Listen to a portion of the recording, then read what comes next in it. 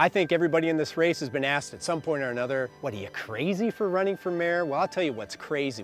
The crazy thing is coming to a beach like this, pulling up rocks, and not seeing the crabs that we used to see anymore. What's crazy is looking out at West Point sewage plant and know that every time we get a big rain, we get millions of gallons of raw sewage being pumped into this beautiful body of water that we have. What's crazy is that we talk about climate change and dealing with that, and yet we have West Point sewage plant right here is just a massive fail that's pumping this raw sewage out, that's creating acidification and contributing locally to the problems that we're having with climate change.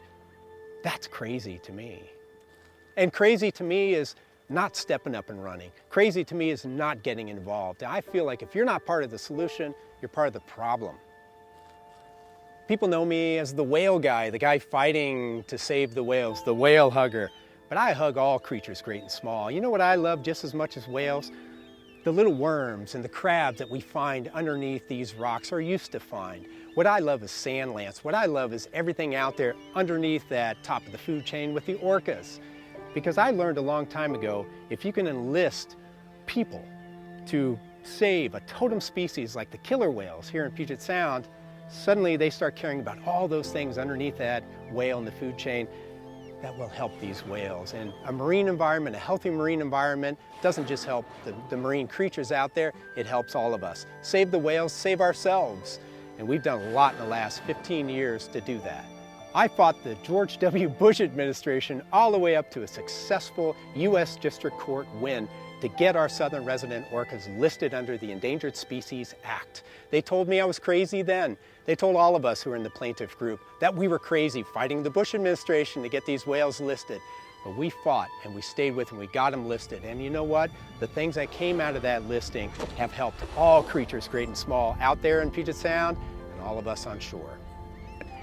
We have a unique opportunity, and I don't think we've taken it yet, of being a leader globally in dealing with climate change and dealing with the carbon emissions that come out of the city and dealing with this crisis that affects all of us, not just port cities, but all of us on this planet. I've been on the front lines. I've been in the Arctic with my mentor and friend, Billy Frank Jr., on the very front line of the climate change, seeing the receding ice, seeing the eroded villages up in the Arctic. I've been in the sub-Antarctic. I travel a lot down to Tierra del Fuego, El Fin del Mundo, the end of the world, the sub-Antarctic.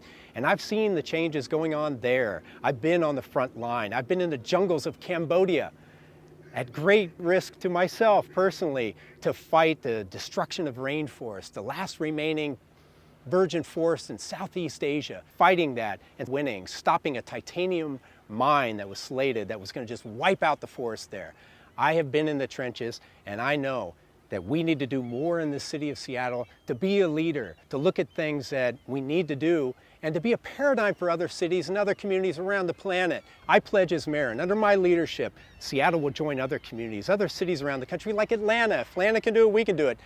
To be 100% renewable energy by 2035. Sounds like a tough thing to do, but we can do it.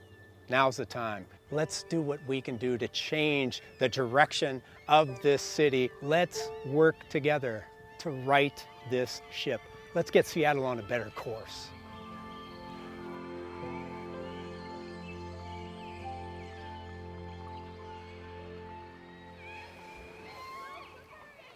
Sponsored by Friends of Michael Harris.